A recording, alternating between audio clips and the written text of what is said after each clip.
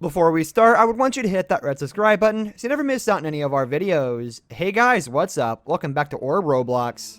Battle of the Roblox YouTubers. If you're subscribed to both Poke and KONEKOKITTEN, chances are you have a favorite. If not, don't worry, by the end of this article, you will. Both are good YouTubers who share content about a game they love, Roblox. But like in any career, some people are just better than others. So let's find out who wins the battle today. Who's funnier? Being funny isn't necessarily a requirement to being a successful YouTuber, but it sure does help. While both KONEKOKITTEN and Poke showcase their sense of humor in their videos, there's definitely a favorite amongst viewers. Poke is preferred because his narration style and voice are very unique and loyal fans can hear him from miles away. He comes up with some of the funniest storylines in Bloxburg I'd ever heard, honestly. And the same cannot be said for KONEKOKITTEN, or Brian as his friends know him. While the latter does try to incorporate jokes, they're just nowhere near the same level as Poke's and honestly sometimes cause me to cringe. Point to Poke. Until we are voted off or we win the 1 million Robux prize. If you guys missed the first episode, make sure. Who's more active? While Poke has over 4 times the subscribers Brian has, we can still see which of these two men put in more effort in their channels. However, it should be noted that Poke, also called Zach, has been on YouTube for 8 years, while Brian has only had a channel for 4 years. This can help explain the subscriber difference, as well as the video count difference. Zach has over 2,500 videos, and Brian has a little over 850. However, if we question who's more active with posting, the point has to go to Brian, who uploads new videos almost every single day, while Zach shares around 3 a week. This shows that Brian is much more dedicated to taking time out of his day to sit, film, edit, and wait for the video to render because that takes an insane amount of time. Brian takes this point. In the room going on with my content as of recently. Let's talk about the thing that I mainly have to talk about for this video because I've had so. Who has more variety? Zach is a Bloxburg player, and while that game is one of Roblox's most popular, sometimes people just want to see something new. Brian, on the other hand, is a lot more diverse with the kinds of game he chooses to play. He's talked about all kinds of games on his channel, ones with thousands of players and even those with only a handful.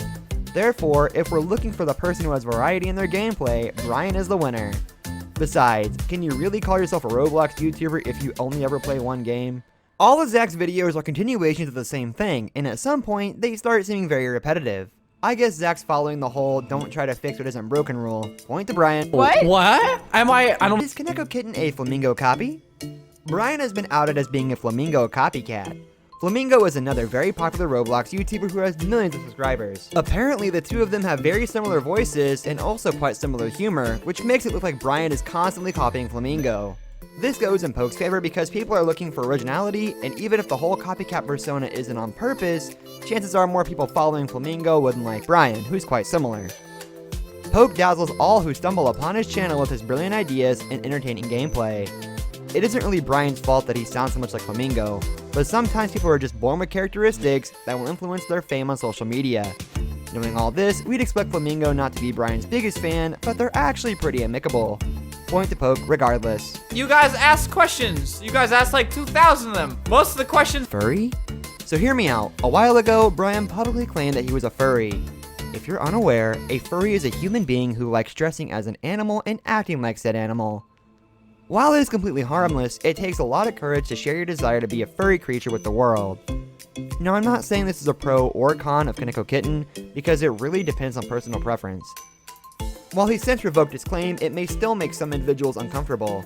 However, if you don't really care about this, then that's fine. A lot of yellow suitors out there, so that's pretty cool. 50 mils of lemon juice.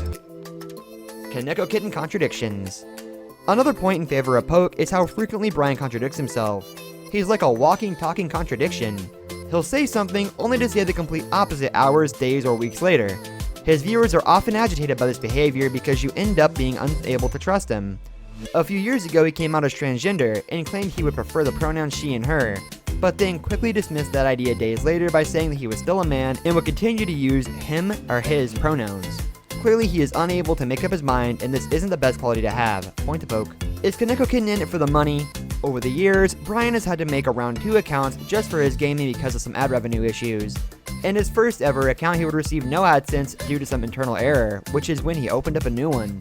So he essentially changed accounts because he wasn't getting money. No matter.